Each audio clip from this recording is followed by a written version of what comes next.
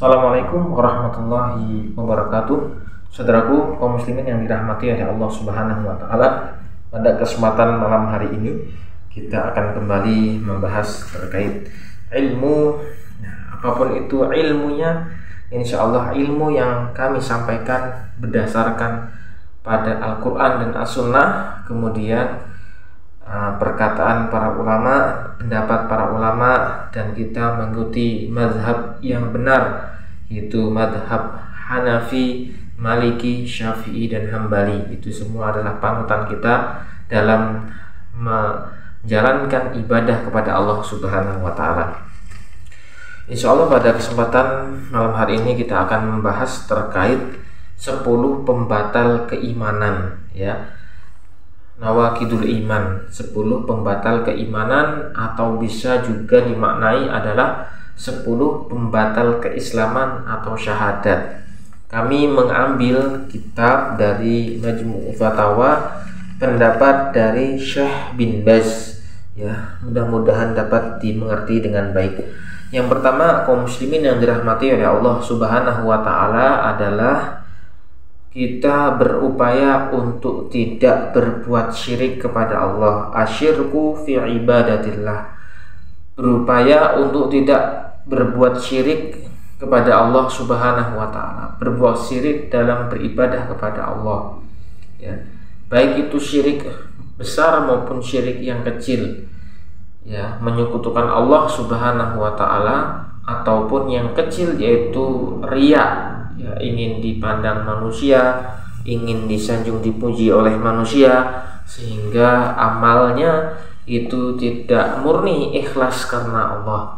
Ini yang kemudian kita upayakan, jangan sampai kita berbuat syirik kepada Allah Subhanahu wa taala. Kalau sudah berbuat syirik kepada Allah, maka bisa jadi kemungkinan dirinya terjerumus kepada perkara kekufuran.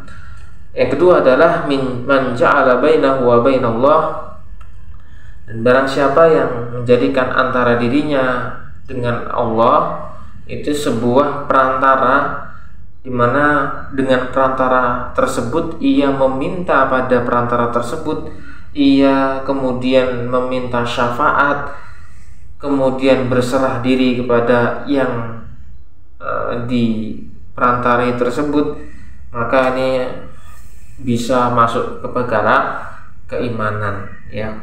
Jadi misalnya ia meminta kepada patung, yang kemudian patung menjadi perantara dirinya kepada Allah.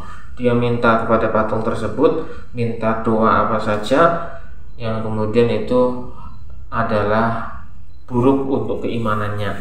Mestinya ia harus langsung minta saja kepada Allah Subhanahu wa taala. Jadi itu yang terbaik, dan Allah Subhanahu wa taala pun telah mengingatkan kita di dalam surat Al-Ghafir. Dalam surat Ghafir di ayat yang ke-60, Allah Subhanahu wa taala berfirman, ud'uni astajib lakum, ya, berdoalah kepadaku, niscaya aku akan perkenankan bagimu. Ya, ini sudah langsung dari Allah Subhanahu wa taala.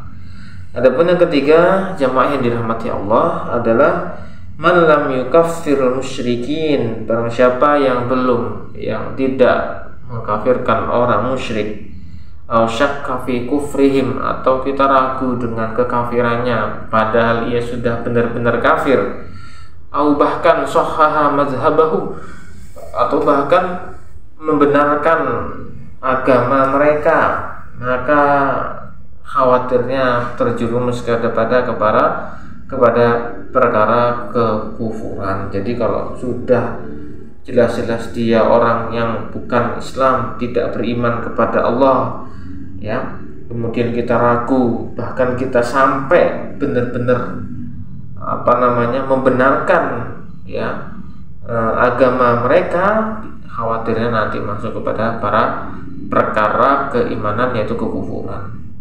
Jangan sampai seperti itu. Salah satu contohnya yang sering digaung-gaungkan seperti ini, ya, semua agama itu sama, masuk surganya sama-sama, hanya jalannya saja berbeda. Nah, hal demikian itu tidak dibenarkan ya. Kalau seperti itu sama ya, agama itu sama semua, ya mungkin akan banyak memilih yang agama yang tidak terlalu banyak ibadahnya, malah banyak maksiatnya. Tapi bukan seperti itu maknanya, bahwasanya Allah Subhanahu wa taala pun menerangkan kepada kita, wa kadzalika ja'alnakum ummatan wasata, dan kami jadikan kalian ummatan wasata, umat yang pertengahan. Maksud di sini adalah ya, umat Islam itu dengan agama Islam ini ya, jadi tingkatannya itu di bawah para nabi, kemudian paling atas di antara umat-umat yang lain, umat Kristen, umat ini. Karena memang kemuliaan dari Allah di dalam Al-Quran ya.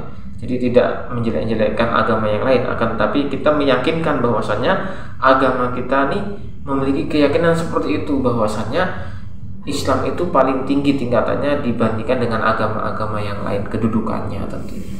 Maka sangat tidak benar manakala ada yang kemudian berpendapat semua agama itu sama. Kemudian saudara yang dirahmati Allah, yang keempat adalah barang siapa yang kemudian meyakini ya, ada petunjuk yang lebih baik, yang lebih sempurna daripada petunjuknya baginda Nabi Shallallahu Alaihi Wasallam dengan syariatnya yang sangat mulia ini, langsung dikatakan pada orang-orang kalau ada yang lebih mulia daripada syariatnya Allah, khawatir nanti terjerumus kepada kekufuran. Jangan sampai ini ya, terjerumus kepada dosa besar. Jangan sampai ya kaum muslimin ada yang kemudian memiliki keyakinan yang demikian, sangat menggaung-gaungkan agama yang lain dan menganggapnya itu agama yang kita anut sendiri. Islam adalah agama kita, kemudian belum sempurna, masih ada yang lebih baik, ada yang lebih sempurna dibandingkan agama Islam. Itu hati-hati dengan yang demikian. Kemudian yang kelima adalah barang siapa yang membenci man abghadha syai'an ya, barang siapa yang membenci sesuatu mimma ja'a bihi rasul, yang mana sesuatu itu datangnya dari baginda Nabi Shallallahu Alaihi Wasallam, syariat dari Nabi Shallallahu Alaihi Wasallam, dia membencinya ya, membencinya dengan syariat yang Allah Subhanahu Wa Taala turunkan, walau amila biha, walaupun ia mengamalkannya amalan tersebut ya, tapi ada kebencian dalam hatinya, khawatirnya dia masuk ke perkara kekufuran, perkara masuk dosa besar.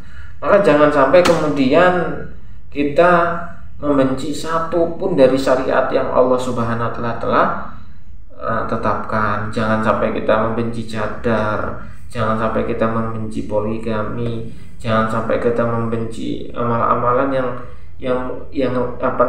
yang sering kita amalkan dan mudah kita amalkan, ataupun yang berat pada amalan tersebut. Jadi jangan sampai membenci satu pun dari amalan, dari sunnah ataupun dari Al-Quran yang kemudian menjadi amalan kaum muslimin. Jangan sampai kita membenci satu pun dari amalan tersebut ya, khawatirnya kita masuk kepada perkara kekufuran. Kemudian yang keenam adalah kita tidak boleh mengolok-olok, jadi guyonan dari sesuatu syariat yang Allah Subhanahu wa Ta'ala telah tetapkan. Jangan sampai kita mengolok-olok, jangan sampai kita menjadikan candaan perkara janji dari Allah ataupun perkara ancaman dari Allah, yaitu tentang surga dan neraka. Jangan sampai dijadikan bahan guyonan yang ngeri ya, untuk olok-olok ya. Jangan, hati-hati. Kemudian yang ke-7 adalah sihir. Nah, sihir termasuk perbuatan dosa besar yang kemudian dikhawatirkan orang yang kemudian sampai sihir yang ia amalkan kemudian ia juga ridho dengan sihir tersebut, khawatirnya masuk kepada para kekufuran. Ini dulu ya, sampai 7 dulu insya Allah yang ke-8, 9, dan 10 akan kita lanjutkan pada sesi selanjutnya. Demikian saudaraku yang dirahmati Allah, manakala ada salah kata kami minta maaf. Akhirul kalam, waalaikumsalam warahmatullahi wabarakatuh.